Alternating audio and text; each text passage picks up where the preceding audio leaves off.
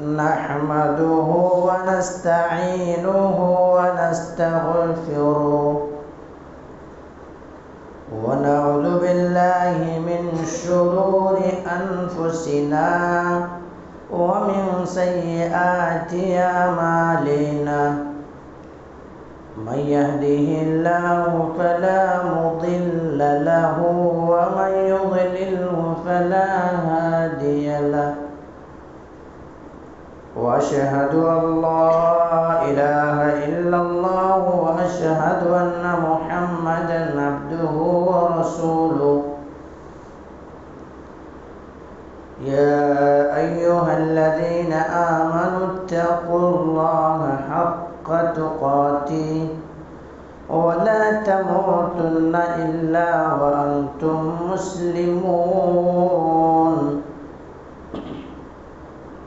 يا أيها الناس اتقوا ربكم الذي خلقكم من نفس واحدة وخلق منها زوجها وبث منهما رجالا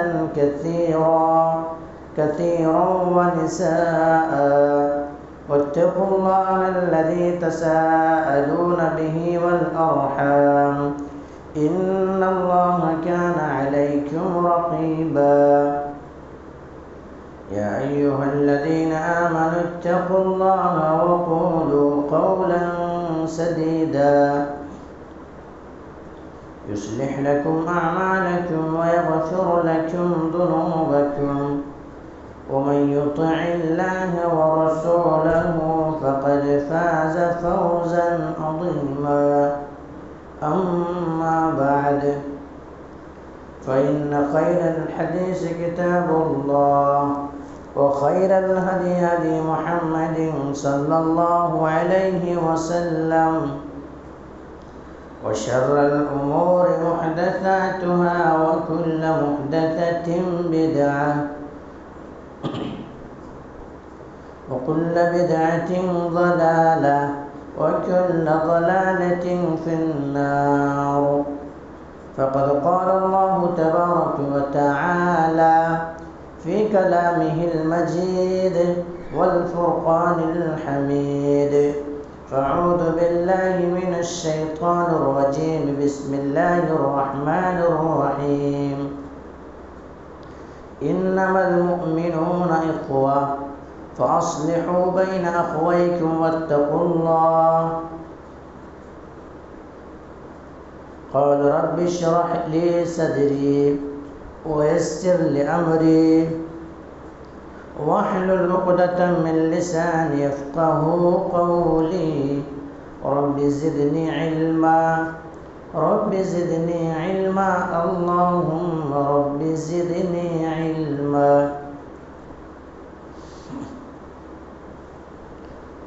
سبحانك لا علم لنا إلا ما علمتنا إنك أنت العليم الحكيم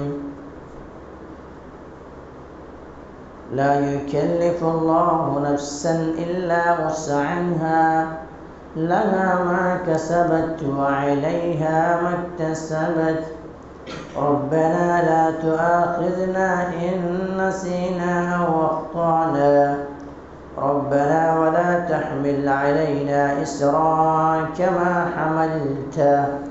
كما حملته على الذين من قبلنا ربنا ولا تحملنا ما لا طاقة لنا به واعف عنا واغفر لنا وارحمنا أنت مولانا فانصرنا على القوم الكافرين. محترم و مکرم حاضرین جمعہ، دینی اور ملی بھائیوں، عزیز بچوں، پردہ نشین خواتین اسلام، میری معزز اسلامی ماں اور بہنیں، تمام قسم کی تعریف، حمد و ثنا، کبریائی و بڑائی اس وحدہ لا شریک خالق کائنات مالک ارض و سما کے لیے ہے، جس نے ہم بنی نوع انسانوں کو اس روئے زمین کے اندر مبعوث کیا، اس روئے زمین کے اندر پیدا کیا، اور پیدا کرنے کے بعد یوں ہی بلا چوچو چرا بھٹکتا ہوا راہ پر نہیں چھوڑا، بلکہ ہماری رہبری کے لیے، ہمارے رشد و ہدایت کی خاطر 1,24,000 کم و بیش انبیاء کرام کو اس روئے زمین کے اندر مبعوث کیا، اس روئے زمین کے اندر بھیجا۔ تمام کے تمام نبیوں کے اوپر درود ہو، اور تمام کے تمام رسول کے اوپر بھی، خصوصاً بالخصوص میرے اور آپ کا آقا جناب محمد عربی صلی اللہ علیہ وسلم پر۔ اللہم صلی علی محمد وعلی آل محمد کما صلیت علی ابراہیم وعلی آل ابراہیم انکا حمید مجید۔ اللہم بارک علی محمد وعلی آل محمد کما بارکت علی ابراہیم وعلی آل ابراہیم انکا حمید مجید۔ محترم حاضرین کرام، میں نے آپ حضرت کے سامنے خطوہ مسنہ کے بعد قرآن مقدس سے جو آیت تلاوت کی ہے وہ آیت سورہ حجرات سے ہے، اور آیت 10 ہے۔ اس مناسبت سے آج میں آپ حضرات کے سامنے بیان کروں گا کہ مسلمان ایک دوسرے مسلمان کے لیے کیسا ہونا چاہیے، یعنی مسلمان دوسرے مسلمان کے درمیان بھائی چارگی کیسی ہونی چاہیے اور کیسا ہونا چاہیے۔ اس کے تعلق سے آج دور حاضر میں جو ہے، لوگ مسلمان دوسرے مسلمان کا حق کیا ہے نہیں سمجھ رہے ہیں، نہیں جان رہے ہیں، اور مسلمان بھائیوں کے درمیان عداوتیں ہیں، جھگڑے ہیں، نفرتیں ہیں، اور ایک دوسرے کو ہمیشہ گرانے کی کوشش ہے کہ کب ان کو گرایا جائے، کب ان کو کیا کیا جائے، کیسے کم دکھایا جائے ان کو، یا یوں نہیں تو ان کو ذلیل کیسا کیا جائے، اس طرح کے آج لوگوں میں ہے۔ لیکن مسلمان آپس میں تعلقات کیسے ہونی چاہیے؟ اللہ تبارک و تعالیٰ نے کہا ہے انما المؤمنون اخوہ، کیا کہا کہ مسلمان ایک دوسرے مسلمان کا کیا ہے، بھائی ہے، بھائی ہے۔ ایک حدیث کے اندر کہا گیا، مزید وضاحت ہے کہ مسلمان دوسرے مسلمان کے لیے ایسا ایک دیوار ہے، کل بنیان اشدہ بعضا، کہ کل بنیان وہ کیا دیوار ہے، دیوار ہے۔ اگر دیوار کے کوئی ایک اینٹ کو، مثلا ایک گھر بنا ہوا ہے، ایک بلڈنگ تیار کیا ہوا ہے، یا کوئی بھی چیز بنا ہوا ہے، اگر بیچ سے ایک اینٹ کو نکال لیا جائے، کیا وہ گھر برقرار رہیں گے؟ وہ باقی رہ سکتا ہے؟ نہیں رہ سکتا، کیونکہ دیوار بائی دیوار بن کر کے مضبوطی آیا ہے۔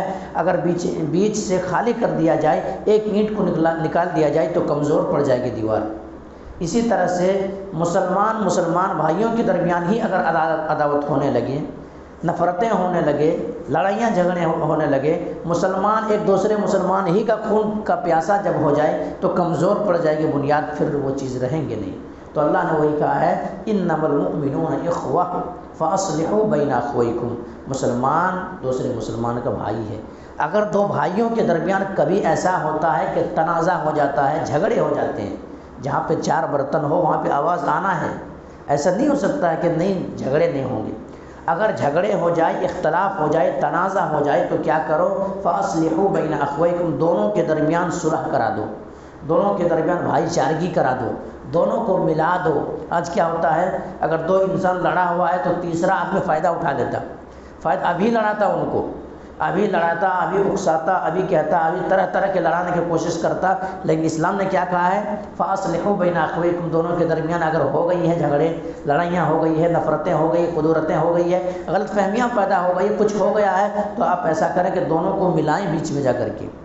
اور اگر آپ کو 2 انسان کو ملانے کے لیے، 2 بھائیوں کو ملانے کے لیے، 2 ایمان والوں کو ملانے کے لیے اگر آپ کو جھوٹ بھی بولنا پڑے تو وہاں جھوٹ بولنا درست ہو جائے گا، جائز ہو جائے گا۔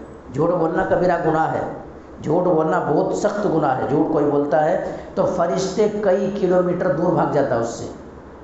اگر مال میں جھوٹ بولے گا، مال کی برکت ختم ہو جائے گی۔ جھوٹ بولنا جائز نہیں اسلام کے اندر، لیکن دو بھائیوں کے درمیان تنازع پر جھگڑے ہوا ہے، دونوں کو ملانے کے لیے اگر کوئی جھوٹ بولتا ہے تو وہاں پر درست ہو جائیں گے۔ مثلا کیا، دو انسان میں لڑائی ہو گئی ہے، دونوں میں لڑائی ہو گئی، جھگڑے ہو گئے، اب کیا کرے وہ انسان، یعنی ان کے پاس بھی جائے اور جا کر کے کہے کہ بھائی تم دونوں کے درمیان جو لڑائی ہو گئی تھی تو تمہارے تعلق سے وہ بھائی افسوس کر رہے تھے، نہیں ہمیں نہیں لڑنا چاہیے تھا، حالانکہ بیچ میں وہ کچھ کہا نہیں ہے۔ اب کبھی ان کے پاس آتا ہے اور آ کر کے کہتا ہے بھائی نہیں بھائی آپ کے بارے میں اچھا بول رہے تھے، وہ آپ کو اچھا گمان کر رہے تھے، آپ کو خراب نہیں کہہ رہے تھے، آپ کو اچھا ہی کہہ رہے تھے، آپ کے تعلق سے اچھا ہی سوچ رہے تھے، حالانکہ یہ بھی کچھ نہیں بولا ہے وہ بھی کچھ نہیں بولا ہے، لیکن بیچ میں ملانے والے کیا کر رہا ہے، اپنے طرح سے بات بنا کر کے دونوں کے درمیان، تاکہ نفرت جو ہو گئی ہے محبت پیدا ہو جائے، اپنے طرح سے بنا کر کے پیش کر دیتا ہے دو بھائیوں کو ملانے کے لیے، تو یہاں پہ جھوٹ بولنا بھی درست ہو جاتا ہے۔ کیوں؟ دو کو کاٹنے کے لیے نہیں، دو کو منقطع کرنے کے لیے نہیں، دونوں کے درمیان نفرتیں ڈالنے کے لیے نہیں، بلکہ ملانے کے لیے کہتا ہے، اور دونوں میں پھر کیا آتا ہے، دونوں میل ملاپ ہو جاتی ہے اور پھر مل جاتا ہے دونوں، پھر بعد میں ہنسی خوشی رہنے لگتا ہے، کوئی مسئلہ یہ بھی نہیں پوچھتا بھائی آپ ایسے پوچھ رہے تھے کہ آپ ایسے پوچھ رہے تھے، تو اسلام نے یہ کہا فَأَصْلِحُوا بَيْنَ أَخَوَيْكُمْ، اگر دو کے درمیان تنازع اور جھگڑے ہو جاتے ہیں تو ایسی صورت میں کیا کرو کہ صلح رحمی کرا دو، دونوں کو ملا دو۔ وَاتَّقُوا اللَّهَ، اللہ نے کہا آگے اللہ سے ڈرو، پھر اللہ سے ڈرو، اس کے اندر کیا کرو، بھید بھاؤ مت کرو، بڑھا چڑھا کے پیش مت کرو، ملاؤ دونوں کو، لعلکم ترحمون، تاکہ اللہ تمہارے اوپر رحم کرے۔ تو اگر اللہ کی رحمتیں کوئی چاہتا ہے کہ اللہ کی رحمتیں ہمارے اوپر ہو جائے، اللہ ہمارے اوپر برکتوں کا نزول کرے، تو دو بھائیوں کے درمیان اگر تنازع ہے مسلمان بھائیوں کے درمیان تو دونوں میں صلح کرا دو۔ کیوں؟ مسلمان کے بھائی ہیں، اور ایک رشتے کے بھائی اور ایک کیا ہے، ایمانی بھائی زیادہ اہمیت رکھتا ہے ایمانی بھائی کی۔ صحابہ کرام کے درمیان یہ چیزیں پائی گئی، صحابہ کرام کے درمیان یہ چیزیں پائی گئی۔ اللہ کے نبی صلی اللہ علیہ وسلم جب ہجرت کر کے مدینہ سے مکہ گئے تو مکہ والے جو تھے، مکہ کے صحابہ کرام جو مہاجر صحابہ کرام، ان کے یہ مکے کے اندر تمام مال و متاع لوٹ گئے، سب چھن گیا، سب چھن گیا، کچھ بھی نہیں بچا، یہاں تک کہ ایمان بچا کر کے بڑی مشکل سے پہنچے۔ سواریاں چھن گئی، مال چھن گئے، دولت چھن گئے، بچے چھن گئے، اولاد چھن گئے، سب چھن گیا، سب چھن گیا۔ کون؟ عبد الرحمن ابن عوف رضی اللہ تعالیٰ عنہ ہجرت کر رہے تھے، تو ہجرت کے ایسا ہوا کہ ان کے سسرال والے آ گئے، وہ ایمان ابھی نہیں لائے تھے، سسرال والے یہ ایمان والے تھے، کہا کہ اگر تم جا رہے ہو ہجرت کر کے مکہ چھوڑ رہے ہو تو یاد رکھو کہ جو مال تم کمائے ہو مکے میں آ کر کے یہ مال ہمارا ہے، مال لے لیں گے، مال لے لیں گے، ہم تمہیں سپورٹ کیے تھے، وہی سپورٹ کی بنا پر تم نے مال حاصل کر لیا تھا، کما لیا تھا، مال لے لیں گے۔ کہا کوئی مسئلہ نہیں، مال لے کو مجھے چھوڑ دو گے؟ کہاں چھوڑ دیں گے، پھر پروانے، مال تو یہیں رہ جائے گا۔ جانے لگے، 2 قدم آگے بڑھے، پھر سے آگے بڑھے ان کے سسرال والے، پھر کیا کیا جائے، دیکھو بیوی بچے بھی تمہارے ساتھ نہیں جائیں گے، بیوی بچے بھی نہیں جائیں گے، کیا بیوی اور بچوں کو اگر میں چھوڑ دیتا ہوں کیا ہمیں جانو دو گے؟ ہاں، تب پھر تمہارا راستہ صاف ہے، تم جاؤ۔ پھر آگے بڑھے، پھر آگے بڑھے، اب کہا جو سواریاں تھیں وہ سواریاں بھی یہیں کا ہے، سواری بھی چھین لیتا ہوں، کیا سواری اگر دے دیتا ہوں کیا جانے دو گے مجھے؟ اب تو پھر کوئی بات نہیں، بیوی بچے ہی لے لیے، مال لے لیے، سواریاں لے لیے، اب ہم کیا کریں گے تم کو، تم چلے جاؤ جہاں جانے کا ہے۔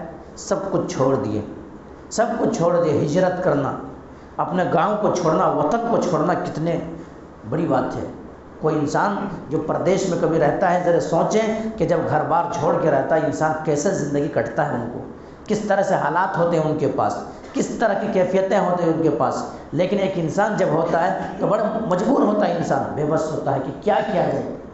اگر ایسے آدمی کا کوئی سہارا بن جاتا ہے، ایسے آدمی کو 2 اچھی بات ہی کہہ دیتا ہے انسان، کچھ کرتا نہیں، کیا ہے، مالی سپورٹ نہیں کر سکتا ہے، دیگر سپورٹ نہیں کر سکتا ہے، تو کم سے کم 2 اچھی بول ہی بول دیتا ہے، تو ان کو احساس ہوتا ہے کہ نہیں میرے پاس پیچھے کوئی کھڑا ہے، میرے ساتھ کوئی کھڑا ہے۔ تو حضرت عبد الرحمن بن عوف رضی اللہ تعالیٰ عنہ سب کچھ چھوڑ دیے، سب کچھ چھوڑ دیے، اور چل کر کے مکہ سے مدینہ گئے۔ جو مکہ سے مدینہ گئے ہیں یا حاجی لوگ جو گئے ہیں ان کو معلوم ہوگا، مکہ سے مدینہ کے جو فاصلہ ہے 420 کلومیٹر کا فاصلہ ہے، 420 کلو، 20 کلو نہیں چل سکتا آج انسان، 20 کلو کیا 1 قدم نہیں چل سکتا ہے، کہیں بھی جانا ہو تو 2 منٹ کے لیے بھی جانا ہے تو سواری کا سفر کرتا ہے، لیکن 420 کلومیٹر کا سفر کر کے گئے ہیں، پاؤں کے اندر چھالا پڑ گیا ہے چلتے چلتے۔ جانتے ہیں کہ جو عرب ملک کے اندر رہ کر کے آئے، سعودی عرب کے اندر جو رہ کر کے آئے ہیں، وہاں جو دھوپ ہے، وہاں کے دھوپ آدمی برداشت نہیں کر سکتا ہے، دھوپ زبردست دھوپ ہوتے، بہت زیادہ دھوپ ہوتے. یہ ہندوستان کے دھوپ انسان برداشت نہیں کرتا ہے، بھلا وہاں کے دھوپ کیسے برداشت کریں؟ بہت زیادہ دھوپ اور گرمی ہوتی ہے بہت زیادہ وہاں پہ. کیوں وہاں گرمی اس لیے ہوتی ہے؟ وہاں کے پیداوار جو ہے کھجور وغیرہ زیادہ پیداوار ہے. اللہ کے نبی صلی اللہ علیہ وسلم دعا کیے تھے کہ انہیں روزی ایسے عطا کر کے کبھی ختم نہ ہو. کھجور کی وہاں پہ پیداوار زیادہ ہے، اس کی وجہ سے. اسی طرح سے وہاں جو ہے وہاں پٹرول وغیرہ پایا جاتا ہے، سونے وغیرہ وہاں نکلتے ہیں، تمام ساری چیزیں وہاں نکلتے ہیں. اللہ نے سونے کے پہاڑ ہیں وہاں پہ، کتابوں کے اندر لکھا ہوا ہے اور حقیقت ہے یہ. تو وہاں گرمی زیادہ ہوتی ہے. وہ گرمی کے سفر کر کے کہاں سے گیا ہے؟ مکہ سے مدینہ گیا ہے. 420 کلومیٹر کا سفر کیا ہے. پاؤں کے اندر چھالا پڑ گئے ہیں.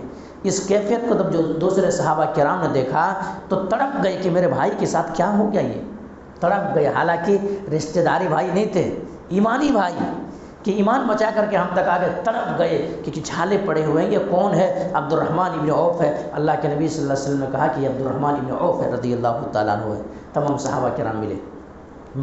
اب مال و متاع چھن گئے تھے سب کچھ. اللہ کے نبی صلی اللہ علیہ وسلم تمام صحابہ کرام کے درمیان بیٹھ گئے اور واضح نصیحت کیے کہ دیکھیے اپنے ایمان بچا کر کے بیوی بچے اولاد سب چھوڑ کر کے آ گئے ہیں. دیکھو تم لوگ بھائی چارگی کے ساتھ رہو، اچھے رہو.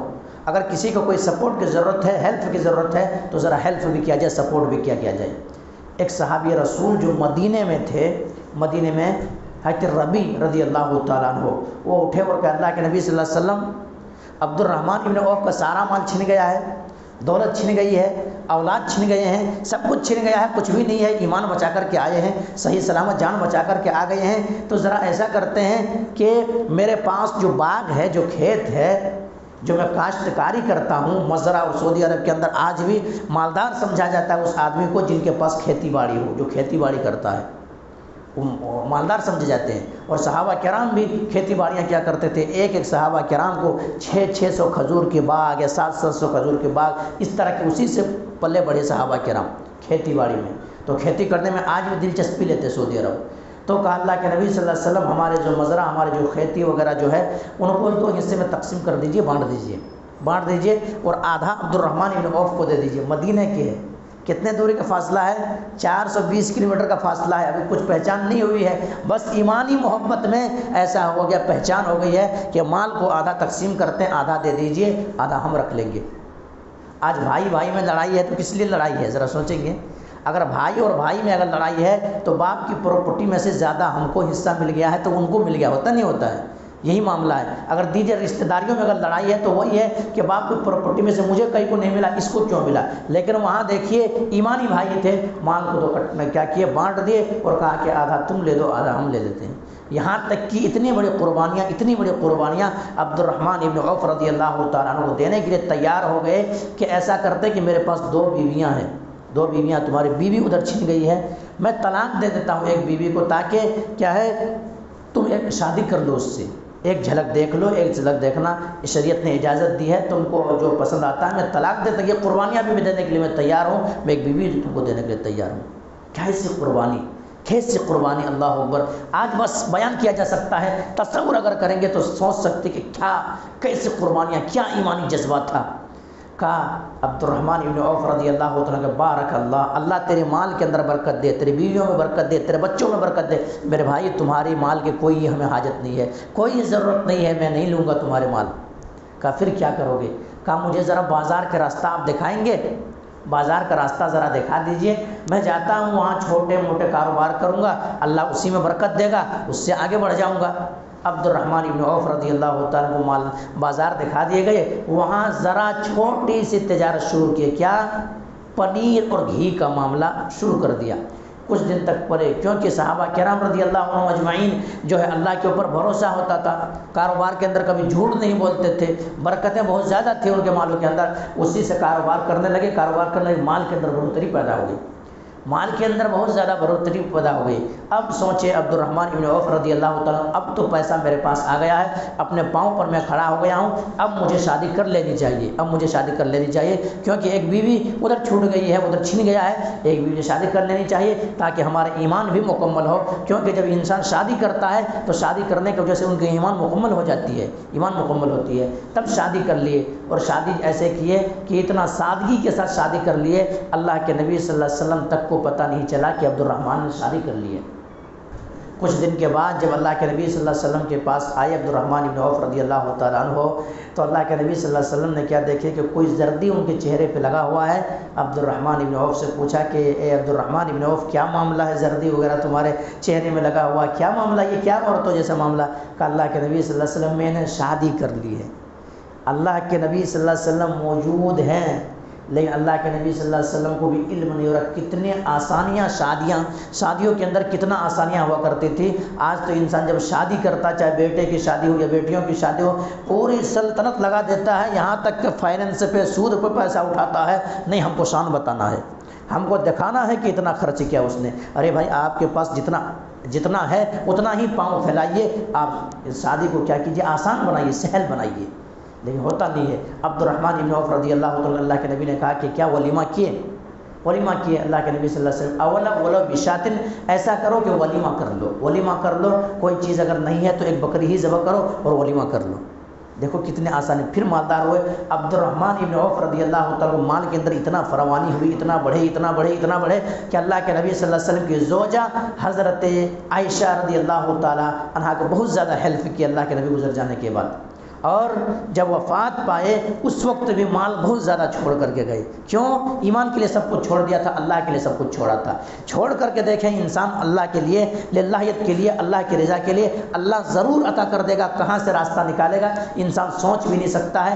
اللہ نے اسی لیے کہا ہے وَمَن يَتَّقِ اللَّهَ يَجْعَل لَّهُ مَخْرَجًا وَمِنْ حَيْثُ لَا يَحْتَسِبُ، اگر کوئی شخص اللہ سے ڈرتا ہے اور اللہ سے ڈرتا ہے، شریعت کا پابند ہے، تو اللہ تبارک و تعالیٰ ایسی جگہ سے ان کو روزی دے دے گا، ایسی جگہ سے روزی دے دے گا کہ وہ گمان بھی نہیں کرے گا، سوچے گا بھی، وہاں سے اللہ روزی دے گا۔ تو عبد الرحمن بن عوف رضی اللہ تعالیٰ عنہ، پھر اس کے بعد ایسا ہوا کہ مال کے اندر بڑھوتری پیدا ہو گئی۔ لوگ پوچھنے لگے کہ عبد الرحمن بن عوف رضی اللہ تعالیٰ عنہ، تمہارے مال کے اندر بڑی برکت پیدا ہوتی ہے، بھائی کہاں سے تم کماتے ہو؟ کون سی منڈی سے مال لاتے ہو؟ کیا کرتے ہو؟ ذرا ہمیں بھی بتاؤ۔ ہماروں آپ جیسے نہیں تھے کہ ہم اگر بیپار کر رہے ہیں، دوسرا اگر پوچھ لے تو ناراض ہو جائے، بھائی نہیں بھائی ایسا نہیں ویسا نہیں ہوتا آج کے دور میں، آج ایمان ہوتا نہیں ہے۔ تو عبد الرحمن بن عوف رضی اللہ عنہ نے کہا کہ بھائی دیکھو کیا معاملہ ہے کہ میں جھوٹ نہیں بولتا ہوں، کاروبار میں کبھی جھوٹ نہیں بولا، میں کبھی جھوٹ نہیں بولتا۔ دوسری چیز، جتنا میں لاتا ہوں اتنا میں بیچ دیتا ہوں۔ اب لوگوں کو اور شک ہونے لگا، بھائی اگر تم 1 روپے میں سامان خریدتے ہو، 1 ہی روپے میں بیچ دیتے ہو، بات سمجھ میں ہمیں نہیں آ رہی ہے، کیسے پھر بھی مال کے اندر اتنا کیسے بڑھوتری پیدا ہو گئی ہے، برکت کیسے پیدا ہو گئی؟ اگر 1 روپے کا 2 روپے تم لوگے تو سمجھ میں آتا ہے برکت پیدا ہو، لیکن پھر بھی کیسے مال کے اندر برکت پیدا ہو رہی ہے؟ اب کہا کہ اصل نسخہ دیکھو، میں اونٹ وغیرہ خرید کر لاتا ہوں، 100 اونٹ لاتا ہوں مثلا، اور 100 اونٹ لانے کے بعد منڈی میں لے کر کے جاتا ہوں، بازار میں لے کر کے جاتا ہوں، اگر 1000 روپے میں لیا وہ سب 1000 روپے میں بیچ دیتا ہوں، لیکن اونٹ کے گلے کے اندر جو رسی ہوتا ہے وہ رسی میں نہیں دیتا ہوں، وہ رسی میں رکھ لیتا ہوں۔ اب 100 اونٹ جب لاتا ہوں، 100 اونٹ کی رسیاں میں اگر کھول لیا تو ان رسیوں کو کیا کرتا ہوں، بازار میں بیچ لیتا ہوں، ان اونٹوں کو جو رسیاں ہیں ان کی قیمت میرے پاس وہی فائدہ ہوتا ہے، اور اسی میں اللہ برکت پیدا کر دیا ہے۔ اور تم لوگ جو اونٹ لاتے ہو، 10 اونٹ لے کر کے آئے، ان کو 10 دن چارہ کھلائے، 10 دن رکھے، اس کے آگے پیچھے کرے، تم جو نفع کماتے ہو وہ کھلانے میں لگا دیتے ہو۔ میرا مال ایسا ٹکتا ہے، رک کے نہیں رہتا ہے، میں جتنا لاتا ہوں اتنا سب کے سب بیچ دیتا ہوں، جو رسیاں ہوتی ہیں اسی سے اللہ برکت دے دیا ہے۔ تو ایسی کاروبار کے اندر برکت، کیونکہ کاروبار کے اندر برکت ہوتی ہے، کاروبار کے اندر برکت ہوتی ہے، اسی لیے بہت سارے لوگ ایسے ہیں جو کاروبار کے لیے جو ہم کو ٹھوکر مار دیا، ہم کو کوئی ضرورت نہیں تمہارے قید و بند میں رہنے کے لیے، ہم کاروبار کریں گے۔ سچائی اختیار کریں کاروبار کے اندر، آپ امانت داری کے ساتھ کاروبار کریں، انشاءاللہ برکت ہوگی۔ لیکن آپ اگر جھوٹ بولیں گے اور جھوٹ چن لیں گے، آپ کے کاروبار کے اندر بڑھوتری تو پیدا ہوگی لیکن برکت ختم ہو جائے گی۔ تو عبد الرحمن بن عوف رضی اللہ تعالیٰ عنہ کے لیے وہ صحابی رسول سب کچھ دینے کے لیے تیار ہو گئے۔ میرے بھائیوں، یہی چیز ہے کہ مسلمان کا بھائی ہے، اگر ایک مسلمان کو تکلیف ہو، اگر سیریا کے رہنے والے یا پھر کیا ہے، یا پھر آسام کے رہنے والے یا فلسطین کے رہنے والے یا کہیں کا بھی مسلمان اگر پریشان حال ہے، تو اگر ہم اور آپ ایمان والے ہیں، مسلمان ہیں، تو کم سے کم ہمارا آپ کو دل بھی کرانا چاہیے کہ ہمارے مسلمان تکلیف میں آئی ہیں۔ کل بنیاد اسی لیے کہا گیا کہ مسلمان دیوار کے مانند ہیں، اور مسلمان جو ہے ایک جسم کی مانند ہے، جسم کے اندر اگر کسی کے پاؤں کے اندر کوئی پھوڑا لگ جاتا ہے، پورے جسم محسوس کرتا ہے، درد محسوس کرتا ہے۔ تو ایسا ہونا چاہیے، تبھی تو یہ ایمانی جذبہ ہے۔ اور ایسا بھائی چارگی کیسے ہوا مسلمانوں میں؟ کیسے ہوا؟ پہلے نفرتیں تھیں، لڑائیاں تھیں، جھگڑے تھے، عداوتیں تھے، لیکن اللہ کے نبی صلی اللہ علیہ وسلم جب آئے اور بتائے مسلمان دوسرے مسلمان کے حقوق، تو پھر ایسا ہوا کہ ان کے درمیان بھائی چارگی اور ایسے پیدا ہوئی۔ تو اللہ تبارک و تعالیٰ نے کہا وَاعْتَصِمُوا بِحَبْلِ اللَّهِ جَمِيعًا وَلَا تَفَرَّقُوا وَاذْكُرُوا نِعْمَةَ اللَّهِ عَلَيْكُمْ إِذْ كُنتُمْ أَعْدَاءً فَأَلَّفَ بَيْنَ قُلُوبِكُمْ کہ اللہ کے رسی کو مضبوط سے پکڑ لو اور تفرقے میں مت بٹو، فرقہ وارانیت مت کرو، کٹو مت۔ تم ایک دوسرے کے دشمن تھے، لیکن اللہ تبارک و تعالیٰ بڑی مہربانی سے کیا کیا؟ تم کو بھائی بھائی بنا دیا، بھائی بھائی بنا دیا۔ دنیا کے سب کچھ خرچ کر دیتے اور بھائی بھائی بننا چاہتے تو نہیں بن سکتے تھے، لیکن یہ اللہ نے تمہیں عطا کیا ہے، بھائی بھائی بنا دیا ہے۔ تو اس لیے میرے بھائیوں، مسلمان کی کبھی دشمن نہیں ہونی چاہیے، یہاں تک کہ اسلام کے اندر آتا ہے، حدیث کے اندر آتا ہے، دو مسلمان بھائی ہے، دونوں کے اندر تنازع ہو گئے، جھگڑے ہو گئے، نفرتیں ہو گئی ہے، تو کم سے زیادہ 3 دن تک بات چیت بن کر رکھ سکتے ہیں، اس کے بعد بات چیت بھی بند نہیں رکھ سکتے ہو۔ اگر اس کے بعد بھی اگر بات چیت اگر بند رہیں گے، ایک دوسرے سے دعوتیں ہوگی، تو اس کے بعد کیا ہوگا؟ ان کے اعمال آسمان میں نہیں اٹھایا جائے گا، آسمان میں اٹھایا نہیں جائے گا۔ پیر و جمعرات کے دن ہر انسان کے نام اعمال آسمان پہ پہنچایا جاتا ہے، لیکن 2 ایسے انسان ہیں جن کے نام اعمال کو رد کر دیا جاتا ہے کہ ابھی میں قبول ہی نہیں کرتا۔ اس میں سے کون؟ ایک شرک کرنے والا۔ شرک کو کیا یعنی؟ اللہ بھی ہمیں اولاد دیتا ہے اور فلاں مزار سے بھی اولاد مل گیا ہے ہمیں، اللہ بھی ہم کو یہ دیتا ہے، فلاں جگہ سے بھی مل جاتا ہے، کیا ہے اس طرح کے جملہ، یعنی اللہ ہی انسان وَإِذَا مَرِضْتُ فَهُوَ يَشْفِينِ، جب بھی بیمار ہوتا ہے انسان، جب بھی مانگتا ہے تو اللہ ہی دیتا ہے، اللہ کے علاوہ کسی کے اندر وہ طاقت نہیں ہے، کسی کے اندر وہ ہمت نہیں ہے۔ تو اللہ کے علاوہ غیر اللہ کو کیسے سمجھ لینا کہ وہ بھی ہمیں دیتا ہے، یہ شرک ہے۔ تو حالت شرک، جو شرک کرتا ہے اس کے اعمال آسمان تک نہیں اٹھایا جاتا ہے۔ اسی طرح سے 2 بھائیوں کے درمیان اگر تنازع نفڑے ہے، جھگڑے ہے، تنازع ہے، جب تک مل نہیں لیتا تب تک ان کے آسمان پر ان کے اعمال نہیں چڑھتا ہے، کہتا کہ ابھی ان کے اعمال کو پینڈنگ میں رکھا جائے، ابھی اسی طرح سے رکھا جائے۔ جب دونوں کے اندر جب صلح ہو جاتے ہیں، جب مل جاتے ہیں، اس کے بعد ہم کیا کریں گے؟ اس کے بعد ہم ان کے نام اعمال کو آگے لے جائیں گے۔ تو ایسا ہوتا ہے۔ تو مسلمان کے لیے کیا بھائی ہے، اور یہی بھائی چارگی کی مثال صحابہ کرام دیے۔ صحابہ کرام ایسے مثالیں پیش کیے، صحابہ کرام رضی اللہ عنہم اجمعین ایسی مثالیں کی، پیش کی اپنے بھائی کے لیے، تصور تک نہیں کر سکتے میرے بھائی، سوچ تک نہیں سکتے۔ آئیے میں بتاؤں آپ کو کیسی مثالیں، کیسے قربانیاں صحابہ کرام نے اپنے بھائیوں کے لیے دیے۔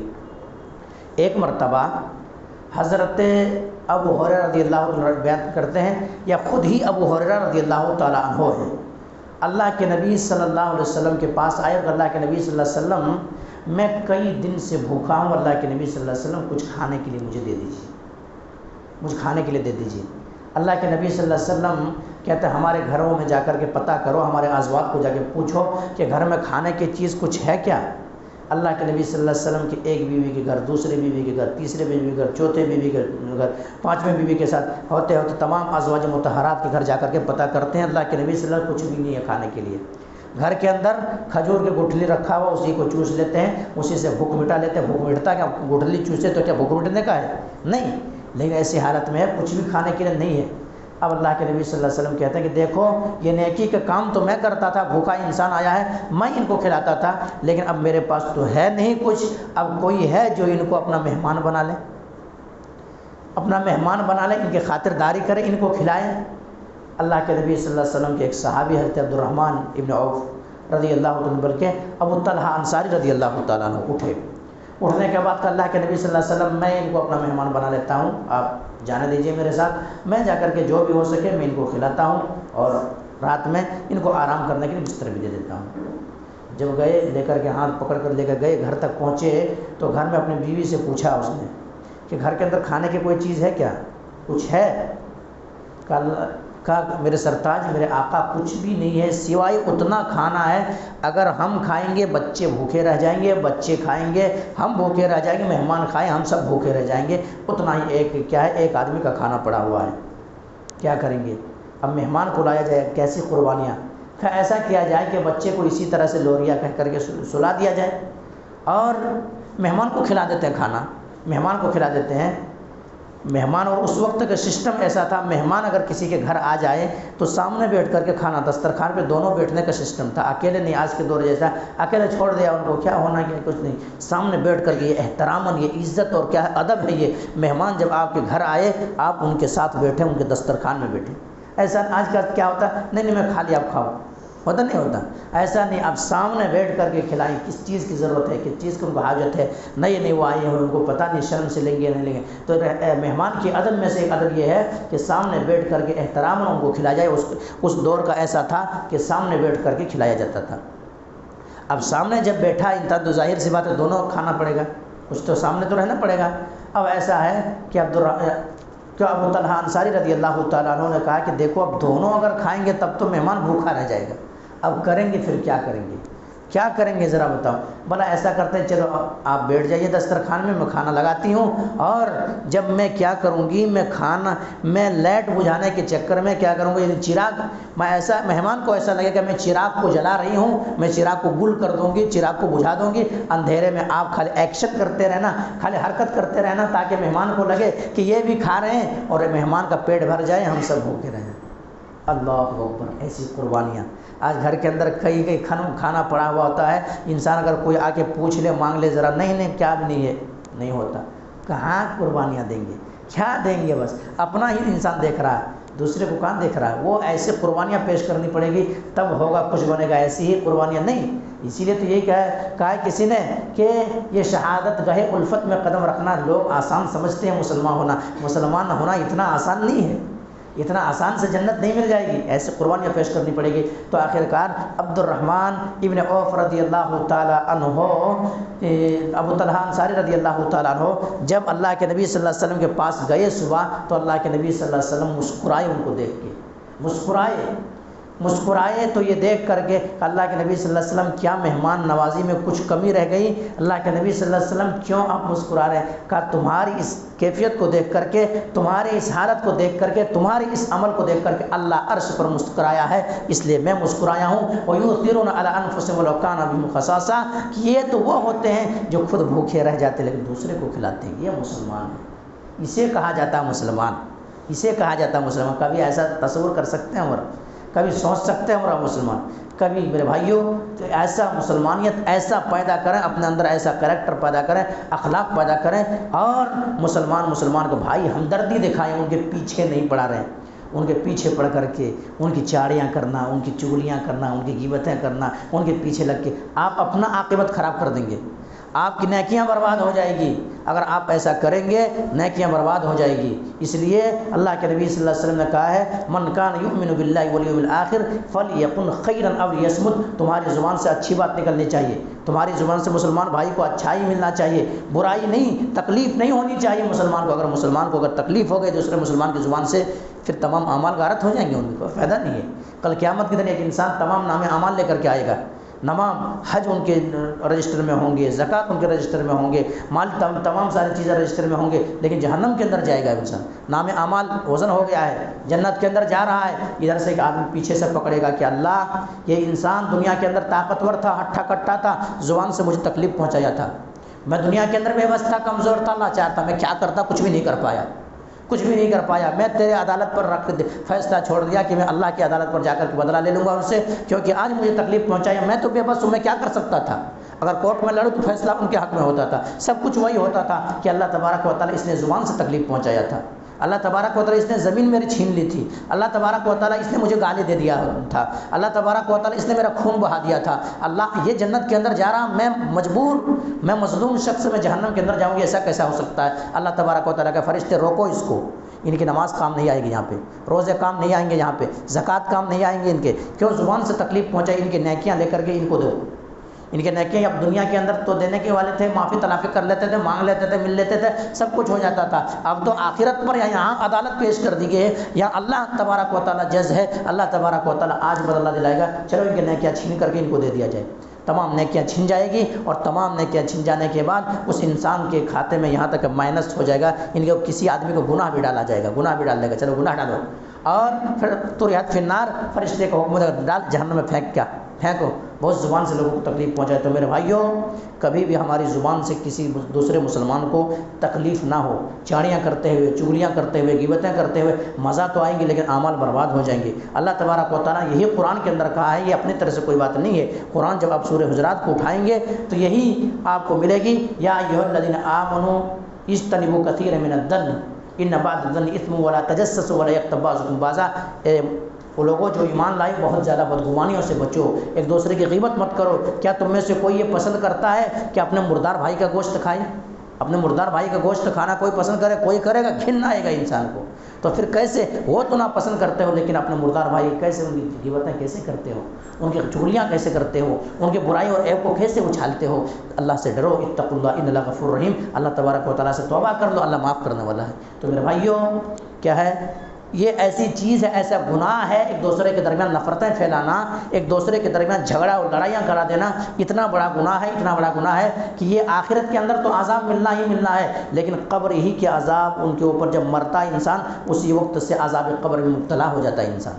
عذاب قبر میں، عذاب قبر اتنا خطرناک ہے کہ انسان اگر تصور کر لے تو انسان جنگل و بیابان میں نکل جائے، جنگل و بیابان میں لگ جائے۔ اللہ کے نبی صلی اللہ علیہ وسلم نے کہا کہ جو چیز میں جانتا ہوں یا جو چیز میں دیکھتا ہوں، اگر تم دیکھ لو تو تم جنگلوں میں نکل جاؤ، بیابانوں میں نکل جاؤ، اور گھروں کو چھوڑ کر جنگل و بیابان میں نکل جاؤ، وہیں اللہ اللہ کرنے لگو۔ کیسی عذاب قبر ہوتی ہے جب انسان کے دائیں کے پسلیاں بائیں، بائیں کی پسلیاں دائیں، اس طرح سے مدوڑا جاتا ہے، اور گنہگار بندہ ہے تو ان کے اوپر کیا ہے، کیا 99 سانپ مسلط کر دیے جاتے ہیں۔ ایسے ایسے سانپ ہے کہ اگر ایک زہری ایک سانپ ایک ڈنک کھا دنیا کے اندر، یا ایک پھوارا خالی مار دے، پھونک مار دے، پوری دنیا تہس تہس ہو جائے۔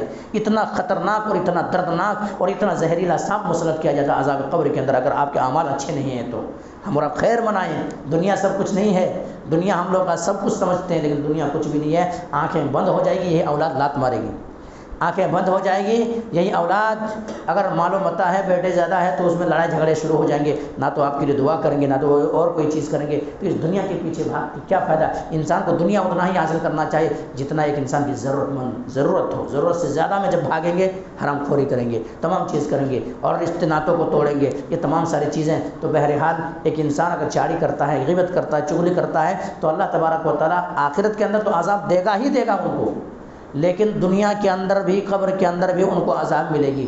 اللہ کے نبی صلی اللہ علیہ وسلم ایک مرتبہ مدینے کے ایک باغ میں تشریف لے گئے، وہاں پہ قبرستان، قبریں تھیں، وہاں پہ قبریں تھیں، وہاں اللہ کے نبی صلی اللہ علیہ وسلم کیا دیکھتے ہیں کہ قبر کے اندر سے آواز آ رہی ہے، رونے کی، چلانے کی، گڑ گڑاہٹ کی، عذاب ہو رہی ہے، اور اللہ کے نبی صلی اللہ علیہ وسلم خود اپنے کانوں سے سنے، نظروں سے دیکھے۔